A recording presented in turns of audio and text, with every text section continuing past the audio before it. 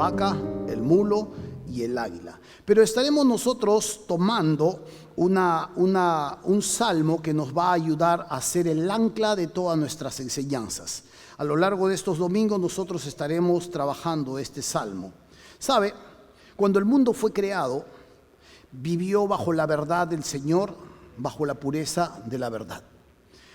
Hasta que en un momento dado, que las Escrituras no nos enseñan muy bien, se nos dice que la mentira se introduce. Y no solo eso, sino se propaga a lo largo de toda la creación. Adán y Eva, escuchando las propuestas de Satanás de que ellos iban a ser como Dios, toman el fruto prohibido, y al tomar ese fruto prohibido luego constatan que esa promesa no era tan deliciosa y que los productos de ese fruto definitivamente no era algo que debían halagar. La mentira entra al mundo, se propaga por diferentes lugares, se propaga en diferentes formas, en religiones, en filosofías, en preceptos, en altiveces que empiezan a propagarse y convocar por todo el mundo. Satanás empieza a lograr que la maldad se pueble por toda la creación. Pero luego esta misma maldad o esta misma mentira no solo se queda a lo largo de la creación, sino que también se introduce en la iglesia. Cuando una iglesia deforma o sesga la verdad de Dios que posee, tarde o temprano la mentira entra a la iglesia y termina por deformarla. ¿Sabe? Hay iglesias donde no se habla de pecado, se le dice error. Es un error. Hay iglesias donde la sangre derramada en la cruz del Calvario no se hablan, se han quitado para no ofender a los que nos visitan, porque la sangre es un poco ofensiva. Y van girando en torno a un consumidor que los visita y se va quitando y se va sesgando parte de todas estas cosas para poder tener mayor audiencia, mayor escuchas y de alguna manera un mayor número en la iglesia. Esta negociación, este transigir frente a la verdad de Dios con la mentira hace que la iglesia se deforme. Hace unas semanas atrás se está discutiendo ya un debate en un grupo evangélico bautista. Se está discutiendo si es que se van a poder casar dos pastores, porque hay pastores que también aman a otro pastor y tienen que casarse. Y se está discutiendo y se va a votar. Como en Canadá se discutió en alguna oportunidad si un pastor podía ser ateo, y hay pastores ateos dirigiendo una iglesia. Parece una tontería aquí en Latinoamérica, pero en otros lugares esto ya es. Y esto es cuando se permite entrar la mentira poco a poco y empieza a deformar las verdades que Dios nos da. Cuando esa mentira se deforma y se mezcla con coaching, se mezcla con psicología, se mezcla con las últimas tendencias de la administración, de la gerencia, que sirven para estas ramas, que sirven para trabajar en lo que es sus especialidades, pero la mezclas con las escrituras, la deformas, diluyes el vino. Y esto hace que no solamente se diluya en la iglesia, sino que esto traspase o vaya hacia la familia. Y la familia ya no empieza a crecer bajo los preceptos de lo que Dios dice, sino también de lo que opina tal persona, de lo que dice tal especialista o lo que puede decir tal doctor. ¿Sabe? No es que despreciemos alguna de estas cosas, pero cuando la verdad deforma el uso de las escrituras en la familia, esto tarde o temprano también genera problemas en tu propia persona. Esta verdad tiene que buscarse y tiene que anclarse en nuestros corazones. Cuando esta verdad se diluye, cuando esta verdad se deja penetrar por la mentira, así como penetró en la creación, así como ha penetrado en las iglesias y como está penetrando en las familias, tarde o temprano el Hijo de Dios, el singular, el hombre o la mujer de Dios, también empieza a deformarse en su concepción, en su percepción y en sus decisiones que ha de tomar en cuanto al día a día. Es por eso que esta serie es la continuación de la anterior. Podría haber sido 6 temas y la otra serie se llamó Renueva y esta serie se llama la que usted ya sabe. Muy largo, me da flojera hablarlo. Pero esta serie es la continuación de lo que nosotros estamos tratando y tiene que ver con el afianzamiento que debemos tener los hijos de Dios sobre la verdad, en la verdad. en lo que la Biblia nos enseña qué es la verdad para nuestras vidas y qué es lo que debemos hacer con ella. Voy a explicar un poco la metodología que vamos a seguir, porque es un tanto distinta a las enseñanzas que tomamos en la serie anterior. Vamos a usar 3 tipos de animales. La Biblia habla de estos 3 tipos de animales y puede hablar de otros animales más, como el león, por ejemplo, pero no es el tema acá. La vaca, el mulo y el águila. Cada uno de ellos definitivamente tiene una interacción. Vamos a usar el Salmo 19 como el ancla de nuestra enseñanza. Vamos al Salmo 19, por favor. Salmo capítulo 19. Si usted tiene un amigo que ha llegado y no tiene una Biblia, por favor, bríndele su Biblia. Si tiene un corazón más generoso, regáleselo.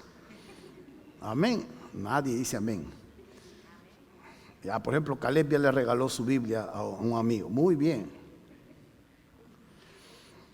Préstele la Biblia a personas, porque no vamos a poner nada ahí que tenga que ver con dejar de leer nuestra Biblia. Dice el Salmo 19. Salmo 19, versículo 1. ¿Llegamos? Dice así: los cielos cuentan la gloria de Dios y el firmamento anuncia la obra de sus manos.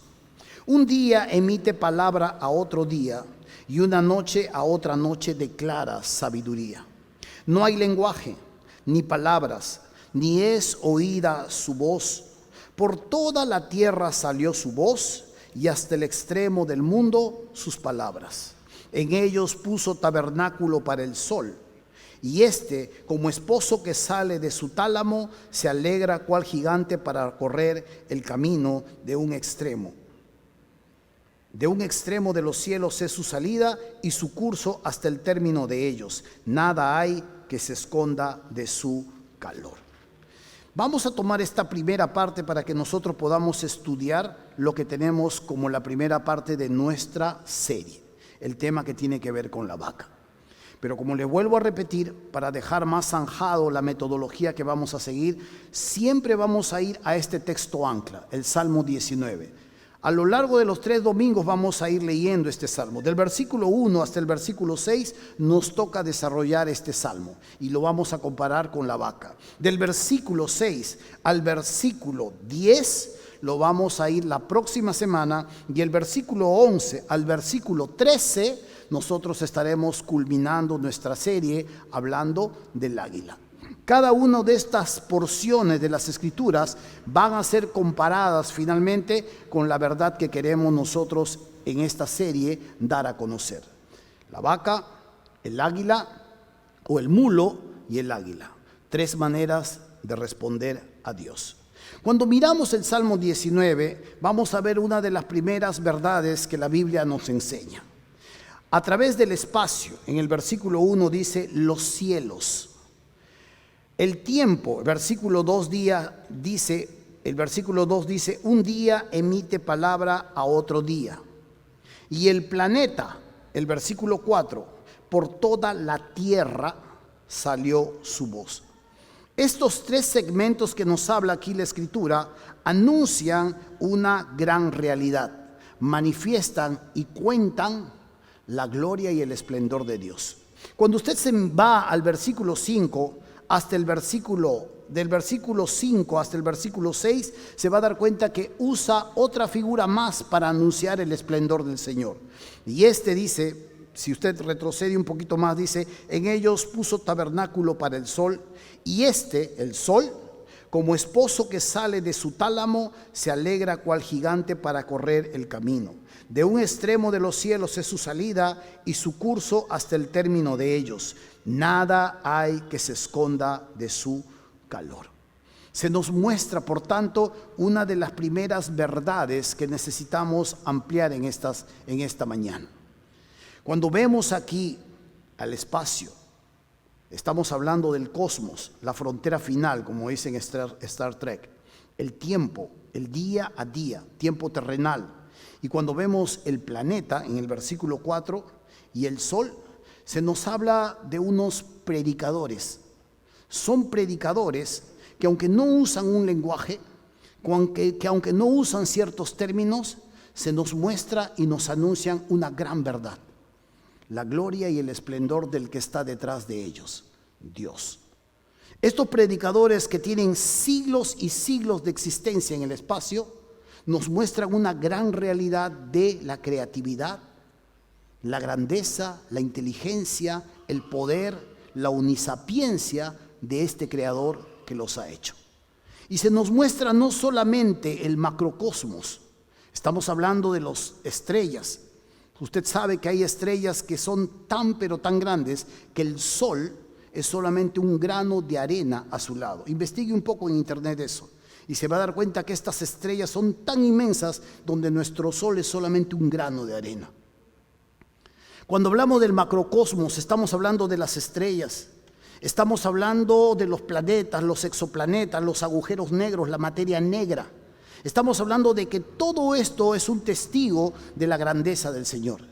Y cuando hablamos de la Tierra, hablamos del microcosmos, de todo lo que existe dentro del hábitat humano, sea en animales, sea en aves, sea en plantas, sea en bacterias, sea en virus, sea en ADN, sea en lo que sea, anuncian que hay detrás de todo esto un hacedor. Y esto es lo hermoso que nosotros podemos ver, porque paradójicamente, según el versículo 2 dice, un día emite palabra a otro día y una noche a otra noche declara sabiduría. No hay lenguaje ni palabras, ni es oída su voz. Por toda la tierra salió su voz, y hasta el extremo del mundo sus palabras. Y digo que paradójicamente anuncia un mensaje, aunque no hay un lenguaje hablado.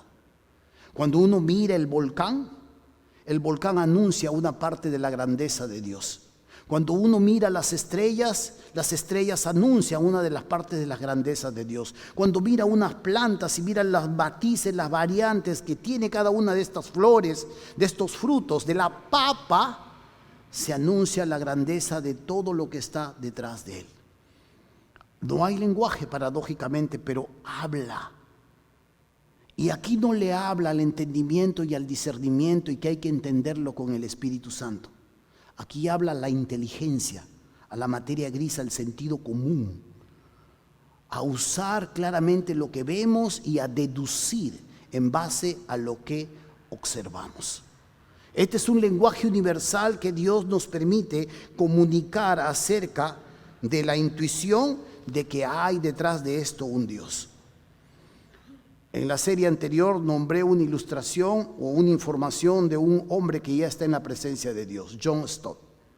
John Stott en una disertación decía que Dios ha escrito 2 libros y no solo uno como pensamos. En uno de estos libros, el primero de sus libros es la creación, que emite un lenguaje, que paradójicamente emite una palabra, que es predicada constantemente, aunque tú no escuches su voz. Este es lo primero que Dios ha escrito y lo deja ahí para que lo podamos describir, para que lo podamos descubrir, que en base a la intuición, que en base a la inteligencia, que en base a lo que nosotros tenemos como cerebro, podamos nosotros llegar a conclusiones de que hay alguien detrás de todo ello. El otro libro que ha escrito es las Escrituras, la Biblia. Y en ella revela su voluntad, revela su gracia, revela el amor que tiene por sus criaturas y la manera en cómo quiere atraerlos a él. La creación nos revela su grandeza, su gloria, pero en las Escrituras nos revela su voluntad. Y estos 2 libros definitivamente no son incompatibles como la ciencia actual quiere hacerlo parecer. La ciencia quiere hacer parecer que la religión o la teología no va con la Biblia, pero no hay nada más lejano de la verdad que eso. La ciencia es un intento de los seres humanos por entender y sistematizar lo que Dios ha revelado en las Escrituras. La ciencia investiga, deduce, pero en lugar de atribuírselo al Señor, se lo atribuye o a la evolución, o a una explosión, o al agua, o a cualquier otra cosa. Algunos más animistas se lo atribuyen a dioses o se lo atribuyen a otras cosas, al mismo sol. Pero cuando hablamos de la teología la teología es un intento por entender y sistematizar lo que Dios ha revelado en las Escrituras. La ciencia estudia el hábitat. La teología estudia las Escrituras. No son incompatibles. La cuestión es que no se lo quieren atribuir al Creador. Ambas investigaciones, ciencia y teología, decía John Stott, son exploraciones de la mente de Dios, pues Él ha revelado tanto en la Escritura como en la naturaleza. Sin embargo, decía y acotaba John Stott también esta verdad: el mundo de hoy ha dado a luz dos gemelas: la falta de reflexión y la falta de sentido. Pronto vamos a ir desarrollando un poco más de ello.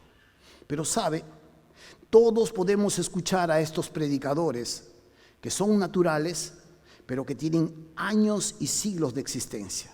Cada uno habla su propio idioma, su grandeza, su brillo, su pequeñez, su dominio, su sincronía y toda la inteligencia que se encuentra en medio de esto. Por eso es que en las Escrituras se nos muestra esta la verdad en Romanos 1:20. Porque las cosas invisibles de Él, está hablando de Dios, su eterno poder y deidad, se hacen claramente visibles desde la creación del mundo, siendo entendidas, siendo deducidas por medio de las cosas hechas, de modo que no tienen excusa. El que niega a Dios, no a través de la Biblia, sino a través de la creación, ya no tiene ningún tipo de excusas delante del Señor. ¿Puedes entender a Dios a través de todo lo creado? Sí. ¿Puedes entenderlo? Claro que sí. Pero el gran problema es que no necesariamente nuestro corazón está dispuesto a eso. Quiero acotar algo más. Cuando usted mira en el versículo 19, en el capítulo 19, el versículo 1, se va a dar cuenta de una palabra ahí, en la primera línea. Los cielos cuentan la gloria de Dios y el firmamento anuncia la obra de sus manos. Esta es la única parte en estos primeros 6 versículos, la palabra Dios, donde se le nombra para mostrar la grandeza de Él. Pero luego en los versículos siguientes, desde el versículo 7 en adelante, se nos muestra una nueva palabra para referirse a Dios. La ley de Jehová, dice, el testimonio de Jehová, los mandamientos de Jehová, el precepto de Jehová, el temor de Jehová, y así se va nombrando ahora otro tipo de nombre. ¿Por qué? ¿Por qué en un momento hablan de Dios y por qué en un momento hablan de Yahweh o de Jehová como nosotros le conocemos? Simple. Cuando se habla de esta revelación natural, donde Dios muestra su grandeza, donde Dios muestra su gracia, hablan de un nombre en particular, Elohim. Y este es el Dios creador, el Dios creativo que hizo todas las cosas desde un principio, se lo muestra en Génesis. Pero luego cuando tú sigues avanzando en las Escrituras, ¿a quién le revela su nombre? A Moisés. ¿Qué nombre le voy a decir si me preguntan quién te ha enviado? Tú vas a decir, Jehová me ha enviado, yo soy el que soy.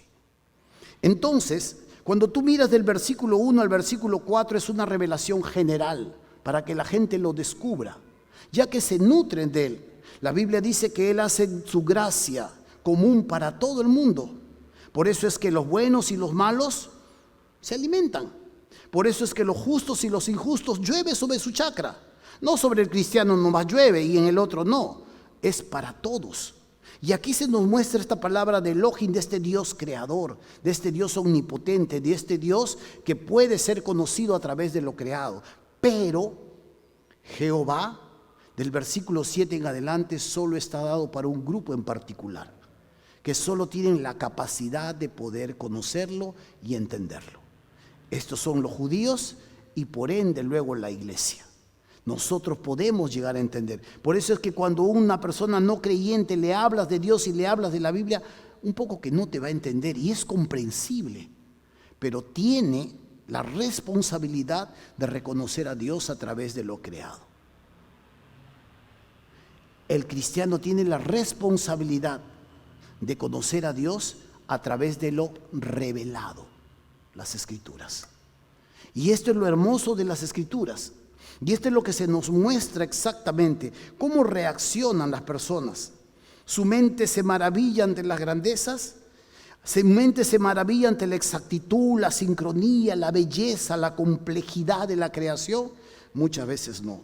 Algunos lo llegan a conocer y algunos son encaminados a entender honestamente, dependiendo de que sean vacas. Si son vacas, van a llegar a entender esta verdad.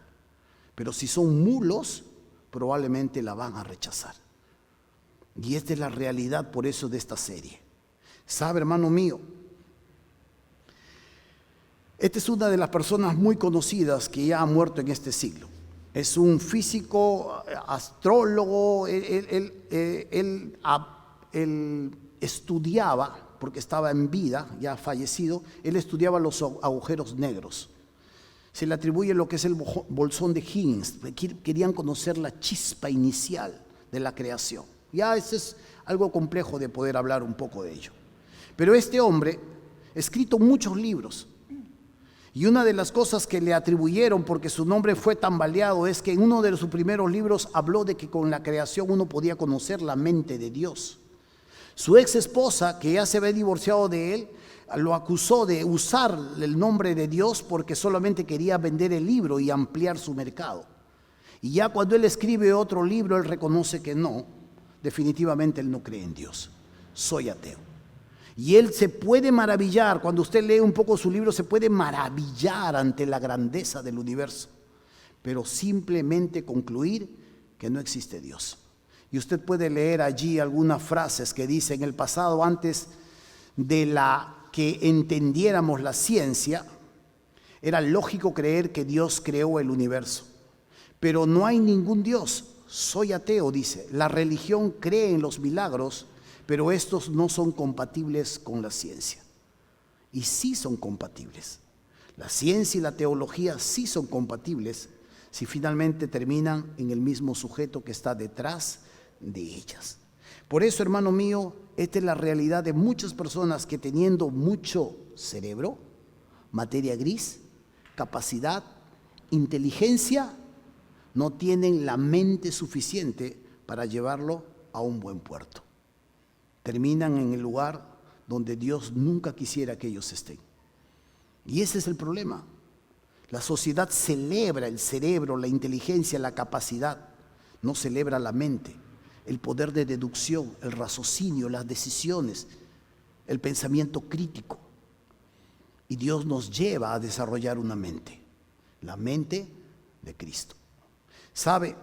Hace mucho tiempo, cuando yo me convertí a Cristo, tenía a mi padre como mi enemigo. Él, ya he contado su historia, él al final se convirtió cuando el cáncer se lo llevó en 4 meses. Ni siquiera fue una enfermedad tan larga, pero en 4 meses mi padre ya no estaba entre nosotros. En un ratito el cáncer se lo llevó. Y ahí conoció al Señor. Pero él era una de las personas más necias que yo había conocido. Y una de las cosas era que cuando nosotros nos reuníamos, él siempre me estaba buscando para ponerme al centro y que se burlen de mí. Él no podía creer que yo me haya convertido a los pies de Cristo. Y ahí estábamos, había venido un tío de España, estábamos juntos en un almuerzo y una de nuestras primas había traído a su novio, que era un médico, un especialista. Y mi padre ahí, entre tema y tema, ¡pum!, nuevamente me vuelve a poner al centro. Y dice: mire, este tonto está creyendo en Dios, le dice al médico. El médico estaba que hablaba, estaba que nos deslumbraba con su conocimiento, porque le preguntábamos, y mi padre, pum, me lleva al centro para que se burle un poco de mí. Mire, este tonto está creyendo en Dios, y esto, ¿tú qué tienes que decir?, le dice al médico, mi padre al médico. Y el médico dijo: no sé, le dice, pero esa vez es un poco más complejo que eso, dice él.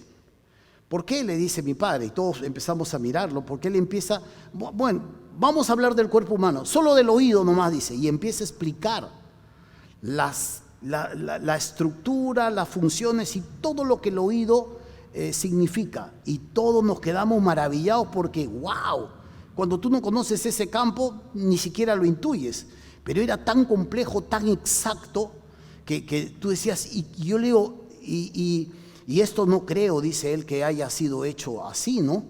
Yo dije: uno que cree en Dios, dije yo. Y a mi padre un poco que le digo, chúpate eso, le digo, que te quieres burlar de mí. Y le pregunto al médico, le digo, o sea que usted es un creyente. No, me dijo, ¿cómo va a creer en Dios? Yo creo en la evolución, me dijo. Habiendo descrito tan exactamente las cosas y las funciones de todo eso, prefería creer en que algo había evolucionado del caos al orden. Y cuando tú miras, lo que Dios ha hecho es del caos el orden, y no al revés como ellos piensan. Pero este es lo triste, esta es la gran realidad de que hay personas que niegan el conocimiento de Dios. Por eso es que frente a esta verdad hay personas que interactúan. Nosotros ya hemos conocido a estas personas ahora en este momento, ¿sí? Personas que a veces no van a reconocer a Dios porque simplemente se lo atribuyen a cualquier otra cosa menos al Creador. Ahora veamos cómo reacciona una vaca. En el Salmo capítulo 1, vámonos al Salmo capítulo 1 y vamos a revisar un poco cuál es ese secreto que esta persona sobresalga. ¿Qué representa? ¿Qué hace que repunte ante los demás? ¿Qué hace que su vida en todo ámbito se desarrolle y prospere? Tenemos que descubrir exactamente qué encierra esta persona a la que vamos a llamarle la vaca. Dice el Salmo capítulo 1, versículo 1.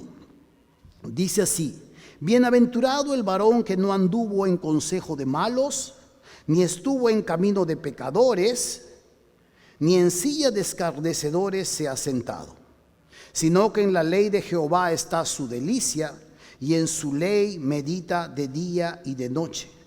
Será como árbol plantado junto a corrientes de agua, que da su fruto en su tiempo y su hoja no cae. Y todo lo que hace prosperará. No así los malos, que son como el tamo que arrebata el viento. Por tanto, no se levantarán los malos en el juicio, ni los pecadores en la congregación de los justos, porque Jehová conoce el camino de los justos, mas la senda de los malos perecerá. Se nos habla de un tipo de hombre, de un tipo de mujer. La singularidad de este versículo, de este primer libro, nos habla de alguien que prospera. Pero ojo, el salmista no está hablando aquí de tener una buena conducta para que luego en la vida me vaya todo bien. Eso no es honesto. Y si tú comparas en el libro de los Salmos, te vas a dar cuenta que en el Salmo 73, el salmista tropieza y dice: por poco se resbalaron mis pies, viendo cómo los impíos prosperaban, cómo se les salía la grosura por los ojos, y cómo no tienen ningún temor porque todo lo tienen bajo control. Tienen dinero, tienen salud, tienen guardaespaldas, tienen todo, pero son impíos. No está hablando aquí de que tú te comportes de una manera con Dios y que luego todo te va a ir bien. Está hablando de la singularidad de una persona que ha llegado a conocer a Dios y empieza a deducir más profundamente la vida. Sabe tomar las mejores decisiones no por trueque. Yo me porto así, tú me das así. Yo me porto así, tú me das salud. Yo me porto así y yo te creo a ti y tú vas a hacer esto por mí. Eso no existe. Eso nos venden como una falsa enseñanza. Eso te vende el brujo que te dice: págame, te paso el cuy y sales bien. Eso te vende la bruja que te baña con flores. O eso te vende el astrólogo que te lee la mano. O eso te vende, te dice un chamán que te dice 100% éxito asegurado. No es así con Dios. Con Dios entendemos claramente sus preceptos, y cuando nosotros nos ajustamos a Él, la vida empieza a tener otro matiz. La vida empieza a tener otro alcance.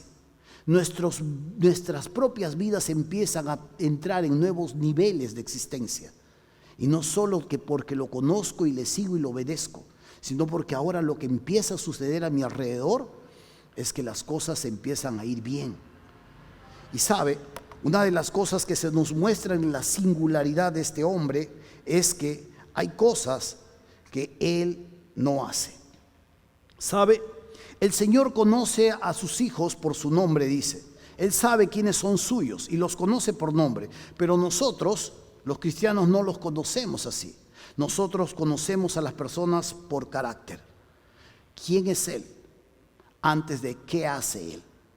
A veces en la iglesia nos equivocamos en cuanto a estas cosas, pero en la iglesia, para elegir un siervo, para elegir un futuro pastor, para elegir un líder, uno primero tiene que preguntarse quién es él. Y cuando hablo de quién es él, estamos hablando de su carácter. ¿Pastorea su casa? ¿Es orgulloso? ¿Es humilde? ¿Es enseñable? ¿Es una persona que maneja bien sus finanzas? No nos preguntamos qué hace él, cuál es su capacidad, qué ha estudiado, qué ha hecho, a quién le ha ganado. No estamos preguntándonos así. En el mundo es así. ¿Qué haces? Poco les interesa tu carácter. Si eres corrupto, si le sacas la vuelta a tu mujer, ese es tu problema. Aquí tú tienes que cumplir una función y tú tienes que dar frutos. Pero en la iglesia es al revés. En la iglesia primero, ¿quién es él? Y luego, ¿qué hace él? Y esta es una de las verdades que se nos muestran en la singularidad de este salmo. Esta vaca, este hombre, que luego lo vamos a ir explicando un poco mejor, nos muestra el tipo de conducta, las normas que sigue en su vida.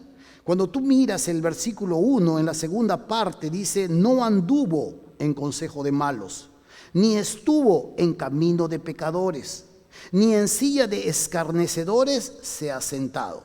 Se nombra aquí 3 tipos de criaturas con las que esta persona evita estar o evita dejarse influenciar: el malo, el pecador y el escarnecedor. Parecería que los 3 significan la misma cuestión, pero no es así. Aquí lo que estamos viendo es un proceso descendente de la humanidad. Cuando tú miras primero a un malo es una persona que no tiene temor de Dios, es carente del temor de Dios. Por ahí no le importa mucho lo que Dios opine. Cuando esto empieza a suceder por la falta de temor, luego el hombre ya se vuelve un pecador. Y cuando hablamos de un pecador, es una persona que está en abierta rebelión a Dios. Hace las cosas sabiendo que eso no le agrada a Dios. Es un pecador abierto. Algunos, como malos, de pronto con su conciencia un poco que se asustan, que un poco que se frenan. Pero cuando llega a un nivel de pecador, abiertamente es una rebelión a Dios. Y cuando esto ha empezado a suceder, cuando esta falta de temor empieza a suceder, lo que se endurece es su corazón, de tal forma que se vuelve escarnecedor. ¿Quién es un escarnecedor? Alguien que desprecia lo sagrado, o sea, desprecia a Dios, desprecia a la iglesia, se burla de la piedad. Agarra y ya no quiere saber nada, se burla, te interrumpe. O si estás orando, chacotea. Es un escarnecedor, ya no le tiene miedo a Dios y toma el pecado más bien como una broma. Hay personas con las que no debemos parar.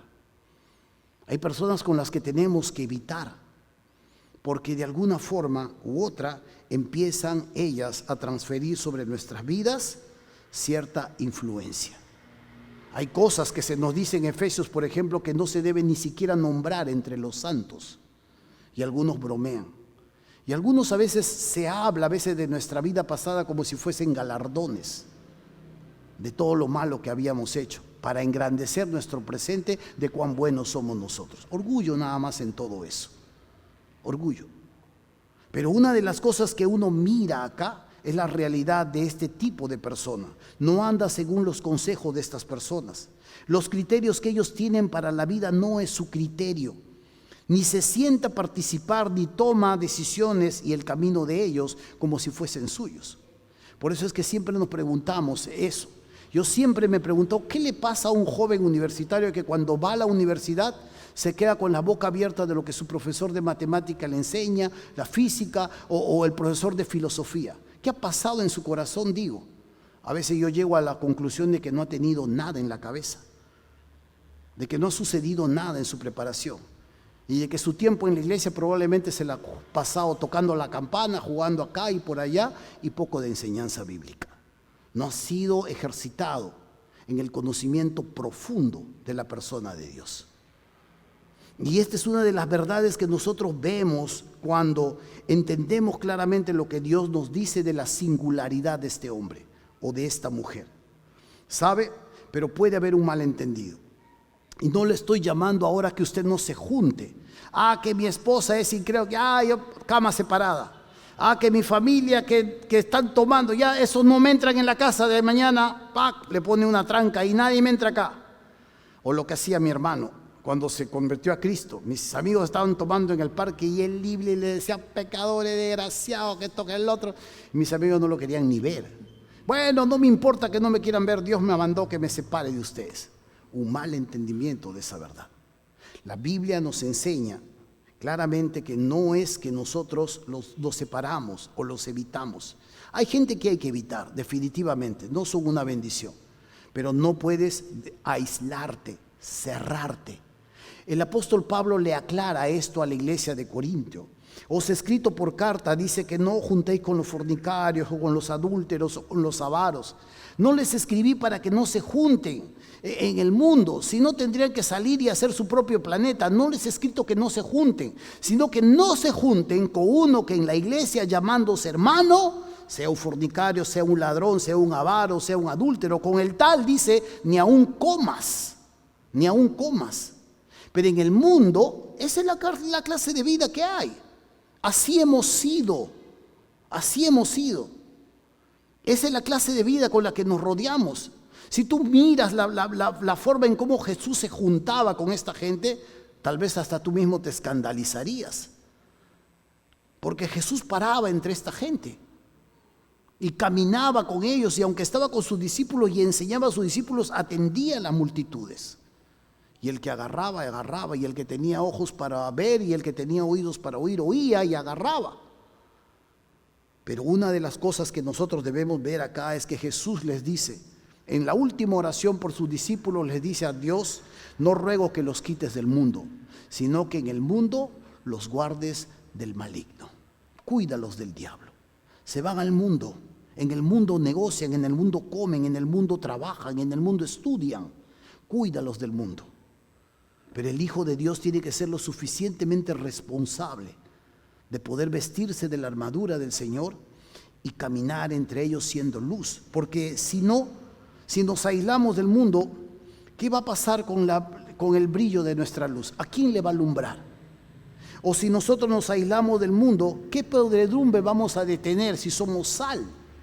Si nos aislamos del mundo, ¿a quién vamos a representar con nuestra embajaduría si somos embajadores de Cristo? Si nos aislamos del mundo, entonces, ¿a quién le vamos a contar lo que hemos visto, lo que hemos oído? Si somos testigos del Señor. Amén. Esa es la idea. La idea no es que nosotros nos apartamos y nos aislamos, ya no nos juntamos. La idea es que sus criterios, su forma de vida, sus tomas de decisiones, no las hacemos nuestras. Caminamos según lo que nosotros entendemos claramente, lo que es la verdad. Lo que Dios nos revela a través de su palabra, eso es lo que finalmente nosotros tomamos para nuestras vidas. Hermanos míos, una de las cosas que tenemos que ver es cuál es este secreto que hay en este hombre. ¿Por qué le dicen vaca? ¿Y por qué hablamos de una vaca? Mire lo que dice acá, en el versículo 2, cuando se nos habla de esta persona. Dice, sino que en la ley de Jehová está su delicia, y en su ley medita de día y de noche. Acá se nos muestra una palabra, y tengo que enseñarles un poco acerca de lo que se escribe en los libros de los Salmos. El libro de los Salmos, el libro de Proverbios, el libro de Cantares, Job, son escritos a veces de forma poética. Esa es la manera en cómo se escribe. Los antiguos no tenían los libros que nosotros tenemos ahora de todo tamaño. Los antiguos, ¿cómo se transmitían el conocimiento? A través de la manera oral. Le contaba el anciano a los demás, se juntaban, aprendían y se lo memorizaban. Los musulmanes hasta los 12 años son enseñados en las madrastras, sus escuelas, a memorizarse todo el Corán. Lo tienen en la cabeza, todo el Corán. A los 12 años ya se saben todo el Corán, un niño musulmán. Pero la manera en cómo los orientales transmitían este conocimiento era a través de esta forma de enseñanza. Le llamamos el paralelismo. Aquí en el versículo 2 se nos dice, sino que en la ley de Jehová está su delicia. Y nota esto, y en la ley de Jehová medita de día y de noche. Están hablando de lo mismo. La cuestión es que tanto la ley de Dios no solo es su delicia, sino también su reflexión. Esta es la vaca. ¿Y por qué hablamos de una vaca? Porque esta palabra, meditar, es una palabra en el idioma hebreo hagat. Significa meditar, reflexionar, a veces gemir, a veces rugir, pero también es rumiar. Cuando hablamos de una vaca, estamos hablando de uno de los rumiantes que existen dentro de las 150 especies que hay. Y estos rumiantes están en diferentes partes del mundo. En su gran mayoría son herbívoros. Y sabe, hay un mal entendimiento con la vaca. Se cree que la vaca tiene 4 estómagos. Pero la vaca no tiene 4 estómagos. Tiene un gran estómago dividido en 4 compartimentos.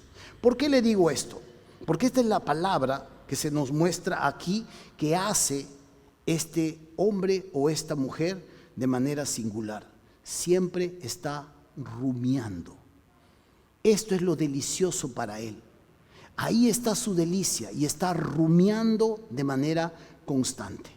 ¿Tú a la vaca le ves rumiar cuando está comiendo pasto o cuando la vaca se ha tirado ya en el pasto y está descansando? Ahí empieza la vaca recién a rumiar. Mientras tanto, traga y traga y traga y todo está entrando a su estómago. Este estómago tiene 4 compartimentos. Y sabe, una de las cosas que busca la vaca es que en cada compartimento tiene una alianza con unas bacterias que descomponen el heno, que descomponen la hierba y buscan sacar el nutriente que es la celulosa. Solo esta es la única manera de obtener azúcar para la vaca. Pero ojo, no lo hace una sola vez. Primero pasa a un compartimento, lo rumia, saca. Cuando ha rumiado esto, lo pasa al segundo compartimento y está rumiando y está extrayendo todo lo necesario para su beneficio. Así, cuando ha terminado de rumiar y le ha exprimido completamente a todo el heno, la paja o la hierba, después ¡plac!, lo bota. Ya no hay nada que aprovechar ahí. La vaca lo ha sacado todo. Este es lo hermoso que se nos muestra aquí. Ahora aplícalo a la palabra de Dios. ¿Cuál debe ser nuestra actitud? ¿Cuál debe ser nuestra relación? Somos un mundo que está enfocado muchas veces en estos tiempos solo al conocimiento. Y es más, hay gente que John MacArthur le dice bibliólatras. ¿Qué es? Que están colgando su musiquita cristiana, que están con sus versículos ahí cristianos, que están escuchando sus capacitaciones cristianas, que están viendo a los influencers cristianos, pero todo está en el ámbito del conocimiento y no se está rumiando.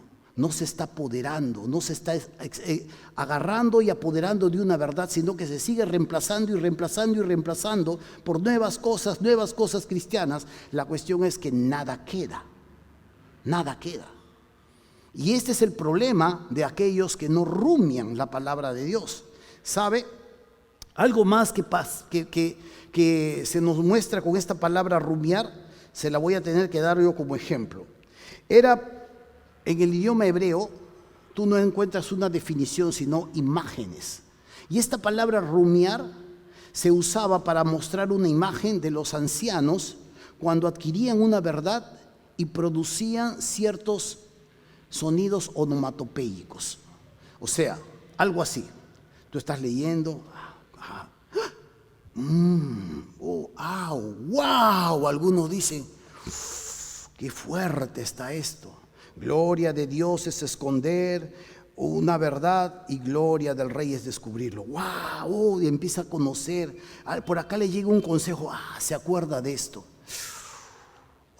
Algunos tienen diferentes formas. Algunos se postran en el suelo, le dicen gracias a Dios. O a veces esta verdad viene en el trabajo.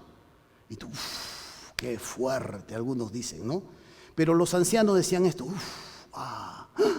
Se admiraban, estos sonidos que salían, esto se llama rumiar. ¿Por qué? Porque le estaban dando vuelta y vuelta y vuelta a la enseñanza. Esta es la idea de la vaca. Por eso es que esta persona es singular, no porque se porta bien. Y porque se porta bien, Dios le trae comida, carro, medicina y todo lo que necesita. Esto es tonterías. Esto es mirar a Dios como un rey mágico, una lámpara mágica, que un genio que te tiene que dar lo que tú necesitas. Esta persona ha llegado tanto a interiorizar lo que Dios dice, que empieza a aplicarlo en los diferentes ámbitos de su vida, en sus crianzas. Esto es lo que significa, carambas. No sigue devorando y devorando y metiendo y metiendo y metiendo. Ahora no le estoy diciendo que ya no lea su Biblia, sino que lo que mete, lo rumia, extrae. A lo largo del día va extrayendo las verdades. Pasa un día, pasa 2 semanas, porque Dios no te habla para este día nada más. Dios te habla para lo largo de tu existencia y va extrayendo las verdades que Dios le va mostrando. Así, cada vez más este hombre se hace singular, cada vez más y más esta persona crece, avanza, conoce al Señor y definitivamente Dios va bendiciendo todo lo que hace. Esta es la idea. Sabe, hermano mío, Jeff Adams, un biblista, un pastor conocidazo de una iglesia en Estados Unidos, la Kansas Baptist Church se llama, más o menos. Él fue pastor y él en una enseñanza que Pastor Rulli me compartió a mí, él dice algo. Él dice, yo escuché una enseñanza una vez, hice una decisión y una promesa a Dios, que pasado este tiempo, dijo, creo que fue un poco boba, dijo. ¿Y cuál fue su promesa? Dios, voy a leer la Biblia entera en un mes. Voy a leer la Biblia entera en un mes. Y él era un ejemplo en el seminario, ojo, cuando un profesor de ahí de bibliología nos enseñaba, lo nombraba a él por la promesa que él hizo. Pero años después, madurando ya él en su mente, él dice, creo que fue una promesa muy boba. Porque me llegué a dar cuenta, y aunque leía la Biblia así, me llegó a dar cuenta que no es cuánto yo paso por la Biblia, sino de cuánto la Biblia pasa por mí. Es diferente. No es cuánto conozco de toda la Biblia, sino cuánto de la Biblia pasa por mi corazón, pasa por mis acciones, pasa por mis decisiones. ¿Me dejo entender? Esta es la realidad. Este es el que rumia, que permite que las Escrituras pasen por su vida. No señala a otro, se hace responsable él de lo que escucha, de lo que entiende, lo aplica, está atento a sus oídos para buscar una conexión con lo que Dios le está diciendo, porque es muy difícil, es muy distinto, saber mucho de la Biblia, pero que la Biblia no haga un efecto en ti. Esta es la cuestión que nosotros entendemos claramente con rumiar. Y aquí hay una pregunta clave para ir acercándonos ya al final de la enseñanza. ¿Qué tipo de corazón tiene esta persona? ¿Qué tipo de corazón tiene esta vaca simbólica? ¿Sabe qué tipo de corazón tiene? Que tiene una mentalidad de aprendiz. Siempre está adquiriendo, siempre está aprendiendo. Para tener una mentalidad de aprendiz, no importa la posición socioeconómica que tenga, ni los títulos ni los estudios que haya logrado. Cuando tiene una mentalidad de aprendiz es porque sube de un corazón humilde. El corazón orgulloso, como vamos a ver la próxima semana, rechaza el consejo. No abraza la enseñanza, la rechaza, es autosuficiente, autoindulgente con sus propios pecados. El que tiene mentalidad de aprendiz, no importando la posición y los estudios que tiene, él siempre se coloca como alumno. Entonces, cuando de pronto la Biblia dice, mira las hormigas, oh perezoso, y él puede aprender de las hormigas. O puede aprender de un consejo de un niño, o en su concepto puede aprender del cholito, del gringo, del joven, del viejo. No desprecia las, ¿qué sabes tú, viejo? No sabes nada, la vida es otra. No, no es así. Sino que al contrario, siempre se está colocando en el lugar de alumno. ¿Sabe? El corazón que tiene esta persona es que está enseñando, es que está dispuesto a ser enseñado, está dispuesto a aprender. Porque la vida grita, la sabiduría grita. Lo que uno puede mirar en el proverbio dice, la sabiduría clama en las calles, alza su voz en las plazas, dice, clama en los principales lugares de reunión y dice, ¿hasta cuándo, oh simples, amaréis la simpleza? ¿Hasta cuándo? Pero esta sociedad definitivamente no está buscando que nosotros profundicemos. Cada vez más nos lleva a la superficialidad. Míralo tú. Si eres honesto contigo mismo, si eres honesto con tus jóvenes, si eres honesto con tus hijos, te vas a dar cuenta que la sociedad nos lleva a la superficialidad y nos hace estar hablando y mirando en tonterías. Oh, ahora en estas últimas semanas, ¿cómo he escuchado? Mi bebito fiu fiu, ¿qué tontería es esa? Y hay gente que lo habla y dice, mira, que en España, que por acá, que por allá. ¿Qué tontería es esa? Una política encubierta para un corrupto que piensa lanzarse después. Y estás picando, te están encaminando. O la gente que no puede sentarse a comer una hamburguesa, que le tiene que estar tomando una foto y colgándola para que otros lo vean. O tomándose una foto y poniéndose casi ya color de muerto porque no se acepta el color con lo que es. Hermanos míos, esta es una de las grandes realidades de la superficialidad hacia cómo se nos está llevando a la humanidad. Y tú estás redondito cayendo en estas cosas cuando no rumias, cuando no entiendes tu identidad, cuando no entiendes de qué Dios tú perteneces y qué principios sigues para la vida. Y esto por eso se puede uno obedecer claramente de cómo la sociedad está siendo idiotizada. En algún momento vamos a estudiar este tema, pero nos van idiotizando cada vez más. Y lastimosamente, la persona que no entiende claramente lo que Dios dice acerca de él o acerca de lo que es la vida, la persona que no deduce, la persona que no reflexiona, la persona que no genera un pensamiento crítico, la persona que no investiga, no profundiza, es claramente una víctima de cómo las redes sociales van llevando. Mire usted, y usted se va a dar cuenta. El día de la madre, usted es el hombre más amoroso con su madre. El día del aniversario, ya no sabe ni qué decirle a su esposa. Yo creo que el planeta Tierra no hubiera estado completo si no hubieras existido tú. Pasa el día, eso lo dices en las redes, pero pasa el día, ¿qué le dices? Son tonterías superficiales, cosas que definitivamente nos hacen vivir bajo una máscara, y que no nos llevan claramente a ser tan auténticos como Dios quiere que seamos. Amén. Entiende entonces esto. Un hombre o una mujer que se relaciona con Dios lo hace de manera voluntaria. No hace trueques con Dios. Lo hace porque es feliz en la conducta que está desarrollando, porque va adquiriendo sabiduría, va adquiriendo entendimiento. Y no es feliz porque tiene esto o tiene lo otro. La singularidad de su vida no está en un trueque, sino en que profundiza cada vez más en la persona de Dios y en su propia naturaleza. ¿Sabe?